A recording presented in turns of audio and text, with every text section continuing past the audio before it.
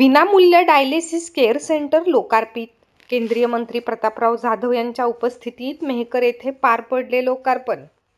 प्रत्येकाला आरोग्य सेवा देण्यासाठी सरकार कटिबद्ध असून 70 वर्षावरील वृद्धांना दरवर्षी 5 लाखाची वैद्यकीय मदत देण्याची योजना केंद्र सरकारच्या वतीने सुरू करण्यात आली आहे, अशी माहिती केंद्रीय आयुष, आरोग्य व कल्याण राज्यमंत्री प्रतापराव जाधव यांनी दिली.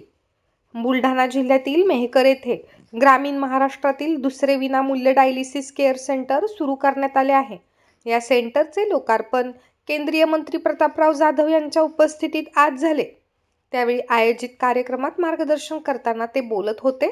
या कार्यक्रमाला उपमुख्यमंत्री एकनाथ शिंदे, वैद्यकीय सहायता पक्षाचे प्रमुख मंगेश चिवटे, माजी आमदार संजय रायमुलकर, जिल्हा शल्य चिकित्सक डॉक्टर भागवत भुसारी, युवा सेनेचे महाराष्ट्र सहसचिव ऋषिकेश जाधव व्यासपीठावरती उपस्थित होते.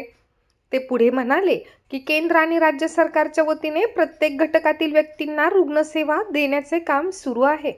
महिलांमध्ये कर्करोगांचे प्रमाण अधिक असून 30 वर्षांवरील महिलांचे स्क्रीनिंग करण्यात येत आहे. 2025 पर्यंत टीबी मुक्त भारत अभियान संपूर्ण देशामध्ये राबविण्यात येत असल्याची माहिती यावेळी त्यांनी दिली.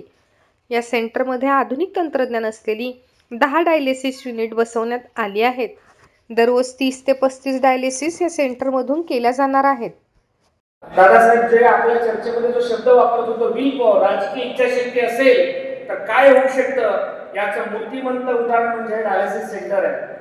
चहा पिता पिता आदरणीय प्रतापराव जाधव साहेबांच्या सभेमध्ये सहज अनौपचारिक गप्पांच्या निमित्तानं आम्ही त्या ठिकाणी प्रकाश शिरोडकर साहेब, ॲपेक्स केअर सेंटरचे श्रीकांत जे होते, आम्ही सगळे रायमुलकर साहेब चहा प्यायच्या निमित्तानं भेटलो होतो. आणि चहा प्यायच्या निमित्तानं भेटलेलो असताना त्या ठिकाणी आरोग्यविषयक काय काय सुधारणा करता येईल, कशा पद्धतीने आरोग्य व्यवस्थेमध्ये आपण पुढे गेलं पाहिजे, सर्वसामान्य नागरिकांना आरोग्य व्यवस्था मोफत झाली पाहिजे, सर्व कुटुंब कर्जबाजारी होईल.